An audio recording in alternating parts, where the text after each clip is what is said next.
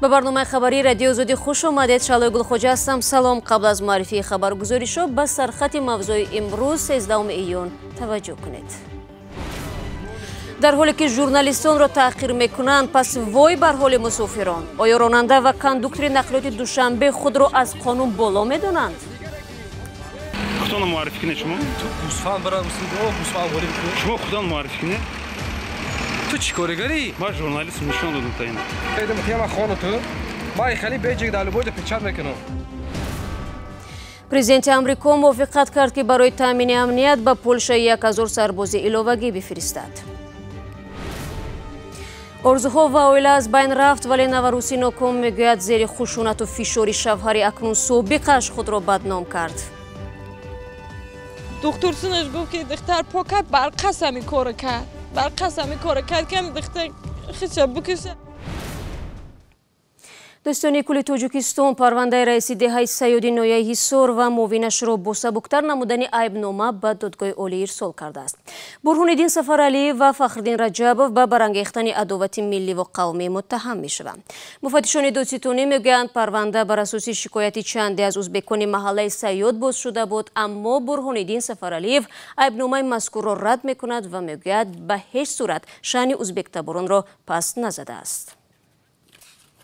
субҳи имрӯз ду хабарнигори Радиои Озодӣ ба ҳангоми инъикоси мушкилоти марбут ба нақлиёти мусофиркашонӣ дар Душанбе бо дағалгуфторӣ ва бадрафтории ронандаву кондуктори яке аз автобусҳо мувоҷеҳ шуданд. албатта ин бори аввал нест ки рӯзноманигорони мо зимни иҷрои вазифаи худ бо чунин бархурд рӯбарӯ мекарданд. аммо дар қазияи имрӯза муносибати кормандони милиса ки бевосита шоҳиди кашмакаш буданд низ тааҷҷубовар аст. зарангези наврӯшо асли қазияро аз Шодмони Ятим ва Алишер Зарифӣ пурсид. субҳи имрӯз мо тахминан соати 10 буд ҳамроҳи Алишер дар истгоҳи назди Садбарг будем.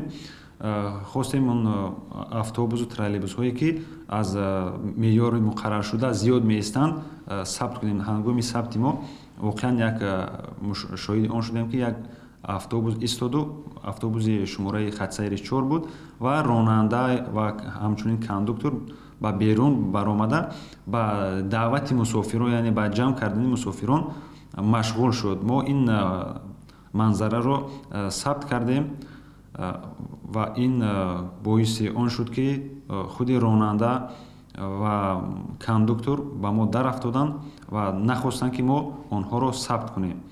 хуб Шодмон, чаро чунин бархурд карданд? медонистанд ки шумо хабарнигоред ва чӣ ҳадаф доред? бале, вақте ки мо назди автобус рафтем, худам онро шинос кардем, корти хабарнигориро нишон додем, гуфтем ки мо хабарнигор аз Радиои Озодӣ бо ҳамин мавзӯъ дар ин ҷо қарор дорем ва мавзӯъро ҳам шарҳ додем. ҳатто худи кондуктор ва ронандаро суол кардем ки чаро шумо ба берун баромада ба ҷамъоварӣ ва даъвати мусофирон машғул ҳастед.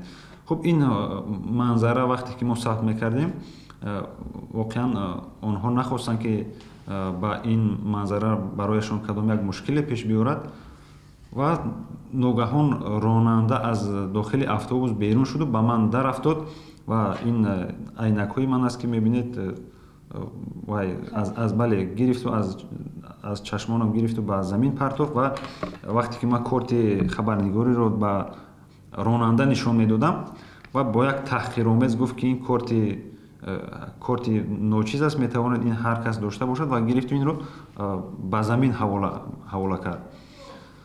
хуб вақте ҳуҷҷати хабарнигории Шодмонро ба замин партофтанд, ман рафта онро гирифтам ва аз ба онҳо гуфтам ки ин ҳуҷҷати хабарнигорӣ аст ва дар ҳоле ки қаблан чанд бор такрор карда будем ки мо хабарнигор ҳастем. он кас дар посух гуфтанд ки мо дар як дақиқа метавонем 10 то аз ин намуд ҳуҷҷатҳоро омода кунем.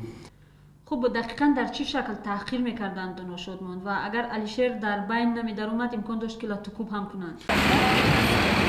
шумо худтон муаррифӣ кунед. худтон муаррифӣ кунед. шумо шумо худтон муаррифӣ кунед. تو چی کارگری؟ من ژورنالیست نشون دادم تا اینا. ایدم تیم خانه تو. من خیلی بیچاره دالو بود پیچار میکنم. ای بچه مون شما خودتون معرفی کنید برای تو کی خودت معرفی کنی؟ پول میگیرم. من در تلسون چی گفتیستو؟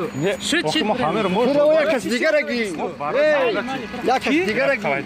برای چی ایستگاه نیست چی میجا؟ مایانشه برای چی بسیار میست؟ ایستگاه همین چی میجا؟ تو را کار موندگی رو بیاری. همه تو من کد میزم کو چلسی. بچه. ریس بودو. ҳамин ҳолатро яъне тамоми мусофирон медиданд. ولی این رو نه تنها مسافران داخل اتوبوس همچنین در ایستگاه حدود یک بیش از 20 نفری که چون صبحگاه که بود مردم بسیار رفت و آمد میکردند در اونجا تماشا کردن همچنین راهگذران و در اونجا نقطه های زیادی فروش مرکزهای فروش هست که آنها هم شاهد این حادثه ها بودند. بالاخره شادمان برای تهیه مطلبی که میخواستید موفق شده؟ بله ما موفق شدیم کارمان رو همچنان ادامه دادیم و جزئیات رو در ادامه برنامه میتوانید تماشا کنید. امیدواریم که این صحبت از نظر مقامات داخلداری تاجیک دور نمیماند و نسبت حادثه مذکور واکنش نشان میدهند و اقدامی را روی دست میگیرند.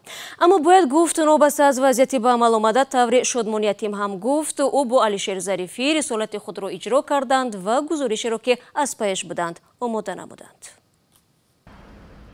ساکنان دوشنبه شکوه دارند که نقلیات جمعیتی از روی جدول حرکت نمی کند. مسافران را دقیقه های زیاد در ایستگاه و درون نقلیات منتظر می مانند. اتوبوس های 2 و 7 و 43 آماده استم. سالانه ترلبوس کمتر. دیر میآید. بازی من انتظار ترلبوس دارم.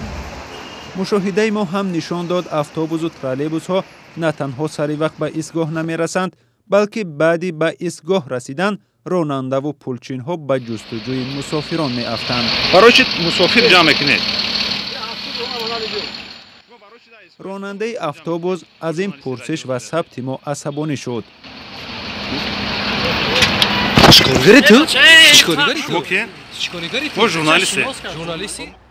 یک سال می شود در نقلیات جمعیتی دوشنبه مسافران راهگیرا را با کارت باید بپردازند. به سؤال ما که راننده ها چرا مسافر می جویند اکثر راننده ها پاسخ ندادند. یک نفر پلچین اقرار شد که پول می گیرند. پول میگیرم. مسئولان تنظیم نقلیات شهر اعتراف می کنند که برخی راننده ها در ایستگاه ها زیاد می ایستند. برای زیاد سوار کردن مسافران منفعت‌دار بودن راننده و پلچین ها را رد می کنند. خیلی هر روزه همون پولی که همون در نقشه است از با طریق کردی شده است همون معیار معین قطعی مسافران را سوار میکنند. از مقداری معین بار نمیکنند. اونا وظیفه دارن که هرچی بیشتر باید که مسافر. یه وظیفه دار نیستن. خیلی چند قدری که در همون ایستگاه است و موافق طلبات همون را میگیرن و راکی میکنن. یعنی که خون راننده ها از زیاد بار کردن مسافران منفعت دار نیستن. همه کار دارن. کار یک سفر ها تشکیل کردگی که مشکل در نقلیات جمعیتی شهر دوشنبه از مسئله هایی است که حل خود را نیافته است. هرچند مقامات اتوبوس و ترلبوس های نو وارد کرده نظام پرداخت غیر نقدی را جاری کرده‌اند، عادت پیشین برخی رانندگان باقی مانده است. شادمان یتیم، علیشیر ظریفی، آزادی، دوشنبه. رو می‌رویم به موضوعهای دیگر. دیروز پرزیدنت آمریکا با درخواست پولشا موافقت کرد که به این کشور 1000 سرباز علاوه‌گی ارسال می‌کند. در عین زمان دونالد ترامپ گفت که شماره سربازان آمریکایی در اروپا افزایش نمی‌یابد. در چند سال گذشته بعد اشغال شدن کریم و هم پشتیبانی دیدن جدایی طلبان اوکراینی از جنوب مسکو در خاک پولشا تخمیناً 4500 نیروی آمریکایی مستقر شد. گزارش مفصل در این باره در آزادی ویدیو گذاشته شده است. برمیگردیم به تاجیکستان. یک عروسی یک روزه تاجیک برای بن و دختری متهم و پهن کردن نواری نیم اوریانش از سوی شوهر سابق خواستار مجازات او شده است. ایدیمو شیروی 19 ساله با ناراضگی از حکم دادگاه ноҳияи данғара حالا میخواهد به زینه‌های بالایی شکایت برد و پاکدامنی خود را اثبات کند. این جوان دختر در صحبت با زرانگیز نوروشو و به رادیو صوفی گفت در شب اول عروسی به شوهرش خوش نآمد و به چنین روز گرفتار شد. شبی نخستین عروسی برای ایدیماهشیر و ساکن 19 ساله ноҳияи данғара به فاجعه و بدنامی او و خانواده‌اش تبدیل شد. шавҳараш ба ӯ иттиҳоми нодухтарӣ баст ва мегӯяд зери латту кӯбу азияти сангин маҷбураш кард то нимаӯриён дар рӯбарӯи наворгири телефон худро нодухтар бигӯяд. мара ҳамуша гуфт ки ту нодухтарӣ, ҳами камераро бояд ҳами гапҳоро бизанӣ. ман аввал розӣ нашидам, дубор дорум кашид, банди чодарам кати дубор дорум кашид. ҳамутадам нагуфтам, дубор беҳуш шидам, бо ба ҳуш омадам. баъд ҷон ки зӯрӣ кард, ай тарси ҷоном, ай тарси ҷони дугонаам, маҷбур шидам ҳаму гапҳоро бизанам. гуфтам ҳо кати ҳам бача ҳаму дар 8 солагим хов кардам то сар барои зинда монданам, барои то сар зинда монданам. ҳар гапе гуфтам. оҳо овои дидама пок кард ки дар навор яхеле биёӣ ки гунаҳгор худат биёӣ. ови дидама пок кардам, либос надоштам, миён поёнам таи адёл пӯшидагӣ будам, болом лиж буд. субҳ падару модари идимоҳ меояд ва баъди баҳсу ҷанҷоли зиёд ба маркази ноҳияи Данғара барои ташхиси тиббӣ судӣ мераванд. ташхис дар ҳузури шавҳар мушаххас мекунад ки идимоҳ бокира аст. аммо ба гуфтаи идимоҳ баробари шунидани ин посух шавҳараш ӯро 3 талоқ кард. рӯзи баъди идимоҳ пас аз ин оғоз шуд. зеро мегӯяд шавҳараш навори нимаӯриёнашро ки маҷбурӣ сабт карда буд дар байни ҳамсояву шиносҳо паҳн кард. дидау дониста камера омад, духтурсинаш гуфт ки духтар покат барқасами кора кард ки духтар хиша букиша ё ҳамқа фикр кард ки шарманда шава, ай дар биёра биромада натуна, ё фикр кард ки дига зиндагӣ накуна. идимоҳ мегӯяд чандин шоҳид дорад ки навори нимаӯриёни иқроршавии ӯро диданд ва ҳатто ба худаш ҳамин наворро нишон доданд. барои исботи покдомании худ идимоҳ дар маҷмӯъ 3 маротиба дар ҳузури шавҳар, ҳам дар Бухтар ва ҳам дар Душанбе аз ташхиси тиббӣ судӣ гузаронида шуд ва хулосаи тиббӣ покдомании ӯро собит кардааст. баҳс дар додгоҳи ноҳияи Данғара ҳам идома кард, аммо додгоҳ бо сабаби набуди далели собиткунандаи паст задани обурӯ даъворо ба манфиати ҷавон ҳал кардааст. ман фикр мекунам ки ҳамин идимо дар мақомоти судӣ ба ҳимоятгар ниёз дошт, чунки масалан аз сину соли вай мебинем ҳамагӣ 1999 соли таваллудаш ин натавонист ки ҳуқуқу манфиатҳои худро дар мақомоти судӣ ҳимоя намояд. фирӯзи Муҳаммадраҷаб, шавҳари акнун собиқи идимоҳ, дар суҳбати телефонӣ ҳама иддаоҳои арӯсро тӯҳмат хонд ва гуфт ин тӯҳматҳои ӯ дар додгоҳ собит нашуд. ҳамин падай бахурат ёзандаи тағйир наёбанда дар вақти алоқаи ҷинсӣ кардан бе вайроншавӣ имконият медиҳад. само дар вақте ки худаш таҳсил кардагӣ, худаш гуфтагӣ ки ман ҳамшави бача қаси ҳамхоба шудагӣ ҳастам, гуфта ҳамаша гуфтагӣ худаш ира суд таҳсил кардагӣ. идимоҳ мегӯяд баъди паҳн шудани навори нимаӯриёни ӯ аз шарм дигар ба кӯча баромада наметавонад. ҳатто дар сараш андешаи худкушӣ ҳам чарх задааст. аммо мегӯяд андешаи ин ки худкушӣ ҳаром аст ӯро аз ин роҳ баргардонд. ӯ тасмим дорад бо кӯмаки кумитаи занҳо вакили дифоъ дарёфт кунад ва дар зинаҳои болоии додгоҳ баҳси покдомании худро идома диҳад.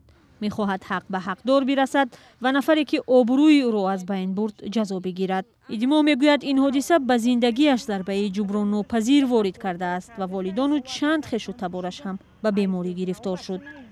дар ҷомеаи суннатии Тоҷикистон ба мавзӯи бокира ва покдомании духтарони арӯсшаванда ҷиддӣ бархурд мешавад ва дар сурати ифшои ба истилоҳ нодухтарии арӯс, шавҳару хешовандонаш ӯро аз хона берун мекунанд.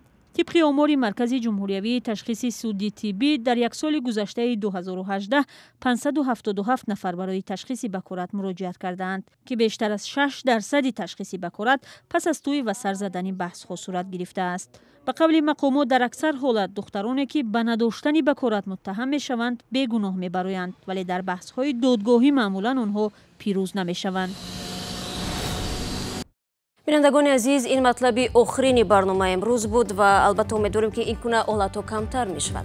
گزارش‌های از این بیشتر رو میتوانید در کانال ما در یوتیوب با نام آزادی ویدیو تماشا کنید. اخبار روز در وبسایت رادیو آزادی زیر نشانی www.azodi.org دسترسند. بر علاوه در شبکه‌های اجتماعی ما صفحه داریم که میتونید در اونجا مطالب خوندنی را پیدا کنید، ویدیوهای جالب را ببینید. فردا یادتون نرود صبح بر وقت نوید بامدادی تقدیمتون میشود. تا ملاقات بعدی، خدا نگهداری هر یک شما عزیزان باشید.